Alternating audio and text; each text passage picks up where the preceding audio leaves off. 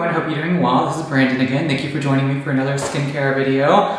I wanted to quickly jump on here real quick because it's very echoey in here, so hopefully you can hear what I'm saying, but I am going to be putting on a mineral sunscreen, and I wanted to show you, I know a lot of people sort of struggle with using mineral sunscreens in terms of the white cast, and I wanted to show you what I do in terms of reducing and cutting down on that white cast without it looking like makeup with tinted sunscreen.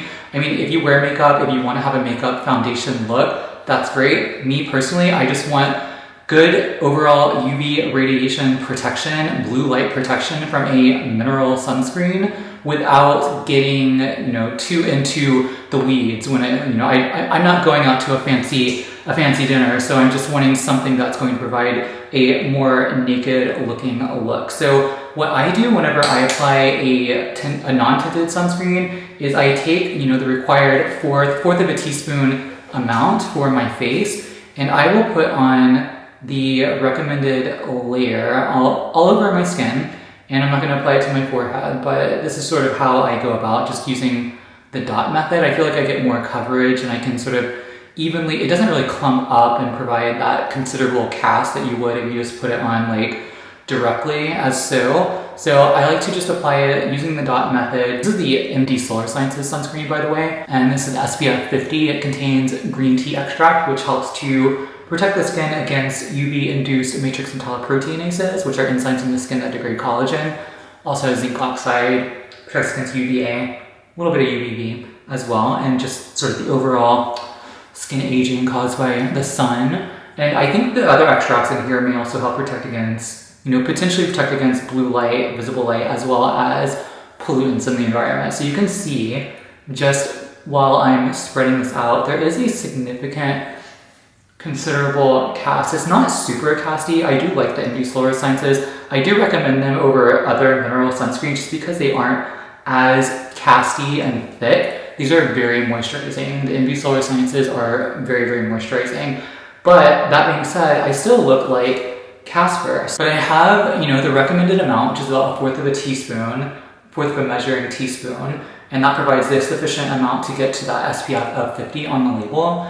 And that's what I typically do for my base layer. Okay, so I have it on my skin, as you can tell, and I come in with the other MD Solar Sciences mineral tinted sunscreen, SPF of 30. Now, I used to apply an equal amount of this and the non-tinted version on my skin, and again, it looked too makeup-y, too foundation-y for me. And also the tinted MD Solar Sciences, while providing those iron oxides for the UV and the visible light protection, it's a little bit too dark for my skin type, so it definitely does not really match my overall look.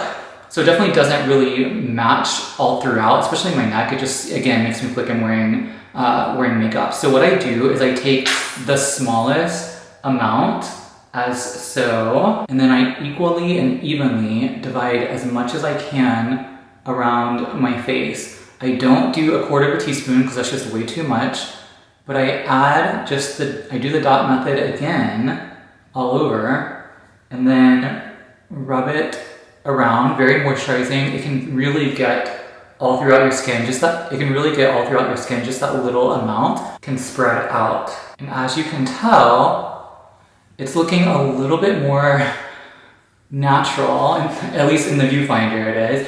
It's looking a little bit more natural. I feel like I can definitely go out in public without feeling self-conscious. Not that I necessarily have to, I could go out and rock, like a SPF 100 mineral sunscreen and look like I'm, touting a Halloween costume, but I do like sort of the smoothing out of the skin. It's very moisturizing, but I also like just the color that I'm getting. It's not too dark because I'm not using as much as I am on the base layer, but I'm getting that sufficient SPF of 50, and I'm applying just that tiny thin amount of the tinted on top to really even out my skin tone, reduce that white cast, and just boost the overall protection. Because again, it has a little bit more iron oxides than the non-tinted, and it helps to just produce that, even skin tone. So that's basically how I cut down on the white cast with a mineral sunscreen, a non-tinted mineral sunscreen, using that as the base layer, and then adding that thin tiny amount on top, I think it looks natural. Like if you look at, I have no sunscreen on my arms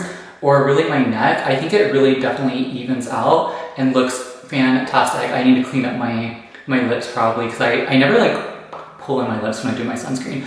But anyway, I hope you enjoyed that little tip. I hope it has been helpful. Let me know down below in the comments what you do to reduce the white tint with a mineral sunscreen. I'd love to hear your tips. I know other people would love to hear that as well. If you like this video, hit that like button down below. Hit that subscribe button as well if you haven't already. And I will see you in the next video. Thank you for joining. Bye.